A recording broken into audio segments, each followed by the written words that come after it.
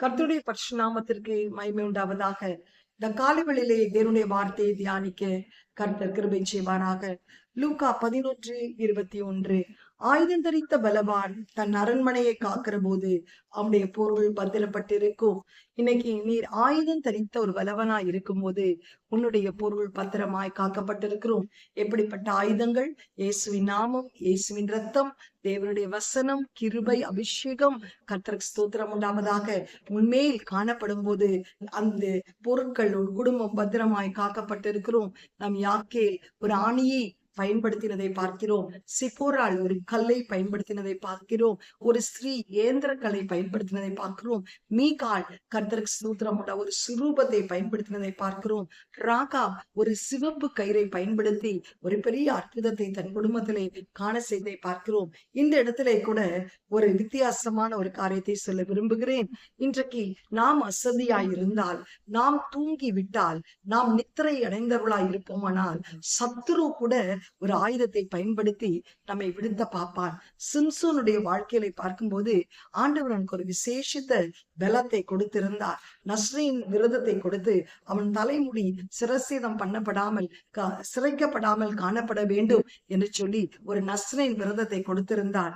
ஆனால் சிம்சோன் காசாவுக்கு நியாயாதிபதிகள் 16ஆம் அதிகாரத்தை வாசிக்கும் போது இந்த சத்ருவானவள் பயன்படுத்தின ஒரு ஆயுதம் 14ஆம் வசனத்தை வாசிக்கும் போது அப்படியே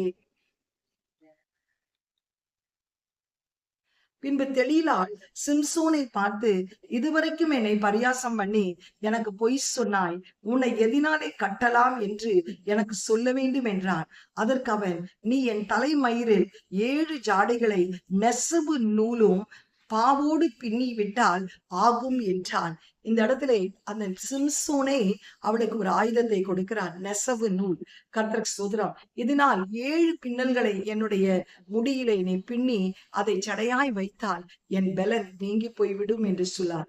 அப்படியே அவள் செய்து அவளை ஆணி அடித்து மாட்டி சிம்சோனே, பெலிஸ்தியர் உன்மேல் வந்துவிட்டார்கள் என்றார். அவன் நித்திரை விட்டு எழுப்பி நெசவு ஆணியையும் நூல் பாவையும் கூட பிடுங்கி கொண்டு போனான். அப்பொழுது அவள் அவனை பார்த்து, உன் இருதயம் என்னோடு இராதிருக்க உன்னை சிநேகிக்கிறவன் என்று நீ எப்படி சொல்லுகிறாய்? நீ இந்த ஒன்று விசை என்னை பரியாசம் பண்ணினாய் அல்லவா? உன்னுடைய மகாபலன் எதிலே உண்டாயிருக்கிறது என்று எனக்கு சொல்லாமற் போனாயே என்று சொன்னான். ஹல்லேலூயா, கர்த்தருக்கு ஸ்தோத்திரம். அவள் பயன்படுத்தின ஒரு ஆயுதம் நெசவு நூல். இவன் சொல்லுகிறான், இந்த நெசவு நூலை நீ என் தலைமயிரை கட்டினால் என்னுடைய பலன் அற்று போகும், என்னை எதிராளி மேற்கொள்ளலாம் என்று சொல்லி இந்த சகோதரி தெளிலால் ஒரு உண்மை இல்லாதவளாய் இருந்து தன் புருஷனை காட்டி கொடுக்கிறதற்காக இந்த நெசவு நூல் என்ற ஆயுதத்தை பயன்படுத்தினார். ஆனால் பெலிஸ்தியர் வந்து அவனை முறியடிக்க முற்பட்ட போது அவன் எழும்பி அவர்களை என்ன செய்தானா, முறியடித்து விட்டான். ஆம், எனக்கு பிரியமானவர்களே, இன்றைக்கு அவள் பயன்படுத்தின ஆயுதத்தினாலே அவன் புருஷனுடைய ஜீவன் காப்பாற்றப்பட்டதின் தருணத்திலே நாம் பார்க்கிறோம். இந்த வேளையிலே நீங்கள் பயன்படுகிற ஆயுதத்தினாலே உங்களுடைய ஜீவன் மாத்திரமல்ல, உங்கள் குடும்பத்தில் உள்ள ஜீவனும் காப்பாற்றப்படும். ஆனால் இதே அவள் நித்தமும் கேட்கிறது நிமித்தம் அவன் அவளுக்கு ஒரு உண்மையை சொல்லிவிடுகிறான். அலட்டி கொண்டிருந்தபடினால் அவன் சாகத்தக்கதாய் அவன் ஆத்மா வெசனப்பட்டு தன் இருதயத்தை எல்லாம் அவள் வெளிப்படுத்தி, சவரகன் கத்தி என் தலையின் மேல் படவில்லை, நான் என் தாயின் கர்ப்பத்திலே பிறந்தது முதல் தேவனுக்கென்று நஸ்ரீனானவன் என் தலை சிரைக்கப்பட்டால் என் பலம் என்னை விட்டு போம், அதனாலே நான் பலட்சியமாகி மற்ற எல்லா மனுஷரை போலவும் ஆவேன் என்று அவளிடத்திலே சொன்னான். அவன் தன் இருதயத்தை எல்லாம் தனக்கு வெளிப்படுத்தினதை தெளிலால் கண்டபோது அவள் பெலிஸ்தரின் அதிபதிகளுக்கு ஆள் அனுப்பி, இந்த ஒரு விசை வாருங்கள், அவன் தன் இருதயத்தை எல்லாம் எனக்கு வெளிப்படுத்தினான் என்று சொன்னான். அப்பொழுது பெலிஸ்தியர் அதிபதிகள் வெள்ளி காசுகளை தங்கள் கைகளில் எடுத்துக்கொண்டு அவளிடத்தில் வந்தார்கள்.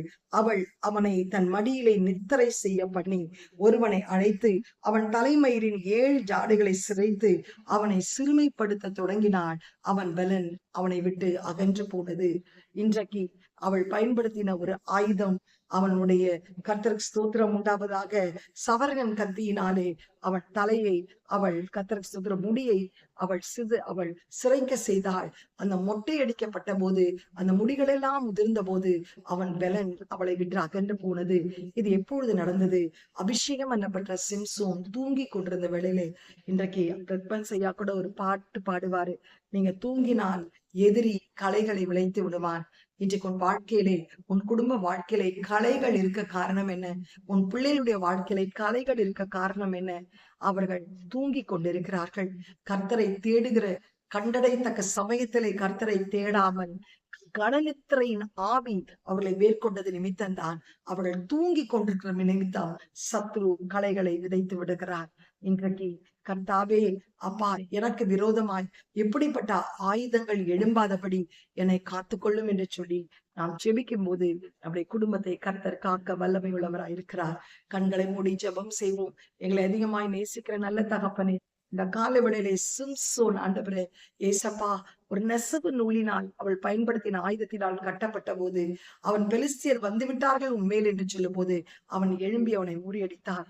ஆனால் எப்பொழுது தன் இருதயத்தில் உள்ளதையெல்லாம் அவளுக்கு ஊற்றி தன்னுடைய பலன் எதிலே இருக்கிறது என்று சொல்லி அவனுக்கு வெளிப்படுத்தினாலோ, அன்றைக்கு அப்பா அவள் பயன்படுத்தின அந்த சவரன் கத்தி ஆயுதத்தினால் அவளுடைய முடி ஆண்டவரை சிரைக்கப்பட்ட போது கர்த்தாவே அவன் பலன் இழந்து போனதை நாம் பார்க்கிறோம்.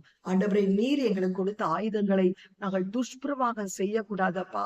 ஆண்டவரே, நாங்கள் அதை எங்களுடைய பிரியமான வழிகளை பயன்படுத்த கூடாது. ஆண்டவரே, அதை பயபக்தியோடு பயன்படுத்த எங்களுக்கு உதவி செய்யும். இயேசுவின் நாமம், இயேசுவின் ரத்தம், ஆண்டவரே, ஆவியின் பட்டயமாகிய உடைய வசனம், உடைய கிருபை, உடைய அபிஷேகத்தினால் எங்களுக்கு விரோதமா இருக்கிற நுகங்கள் முறிக்கப்பட எங்களுக்கு கிருபை பாராட்டும்படி செபிக்கிறோம். எங்களை தாழ்த்தி உடைய கரத்திலே கொடுக்கிறோம். இயேசுவின் மூலம் நல்ல பிதாவே, ஆமென். God bless you. Have a blessed day. Amen.